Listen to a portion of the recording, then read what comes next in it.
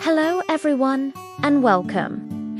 Today we re-diving into a powerful passage from the book of Joshua that's more than just ancient history, it's as a prophetic message for us right now.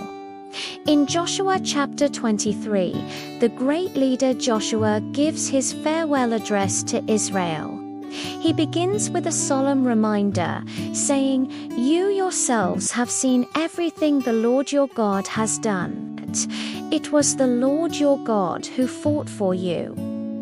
This statement looks back at God's incredible acts of deliverance and looks forward to his promises for the future. And just like in Joshua's day, God's faithfulness in the past is the very foundation for what he will do for his people in the final generation. Let's look closer at Joshua's words.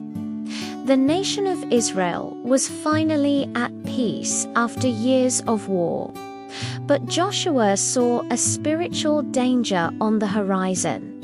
Peace can often lead to complacency. So he calls Israel to remember two crucial things. First, what God has already done, he defeated their enemies and fulfilled every single one of his promises. Second, he tells them what God will do, he will continue to drive out the nations before them, as long as Israel remains faithful to him. This pattern perfectly mirrors God's final work for the church today. A review of his leading in our lives, a call to be faithful to our covenant with him, and a promise of his divine intervention. The review isn't just for old times' sake, it's prophetic. A central theme in Joshua's speech is that victory was never won by Israel's own strength. He makes it crystal clear it was the Lord your God who fought for you.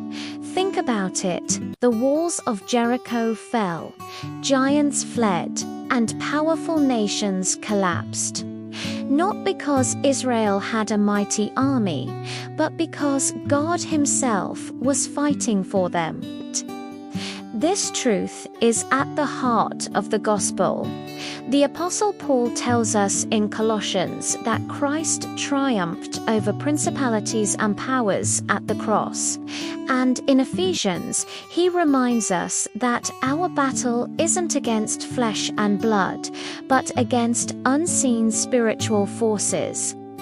Our spiritual warfare is mighty through God to the pulling down of strongholds. As Ellen White wrote, all the victories gained are gained through Christ. The shepherd's rod literature echoes this, stating that God's people are delivered not by might or power, but by his direct intervention. So, Joshua's reminder is a prophetic pattern for us. Only God can conquer the spiritual enemies that stand in the way of finishing his work. This leads us to the phrase, "You yourselves have seen," which serves as a sign of concern, a divine warning. When God's people forget how he has led them, they start to drift and compromise. We are repeatedly warned about this danger.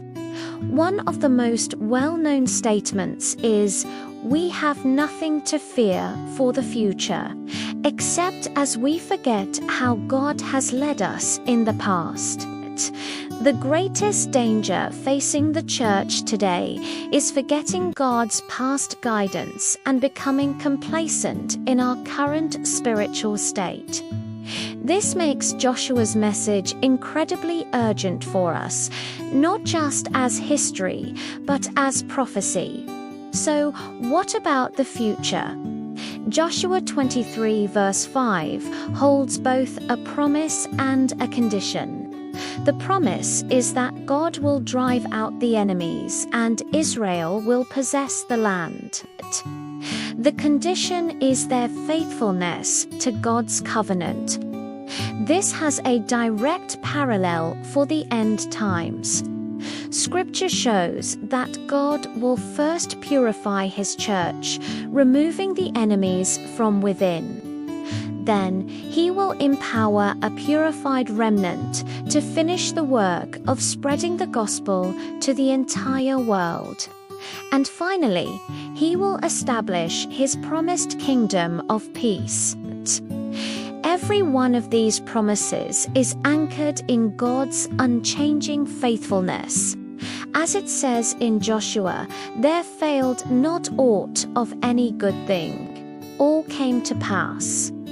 The faithful today can stand on that same immovable foundation. So, what's the final application for us?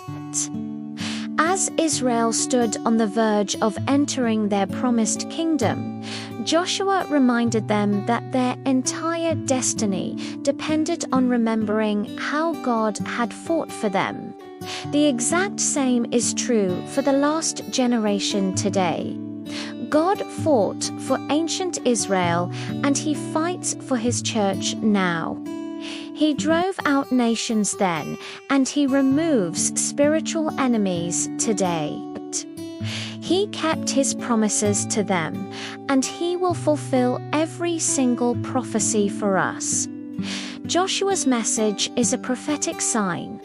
What God has done is the absolute guarantee of what he will do. We don't need to fear the future. We only need to fear forgetting his leading in the past. Thanks for watching. If this message resonated with you, please like and subscribe for more content like this. See you next time.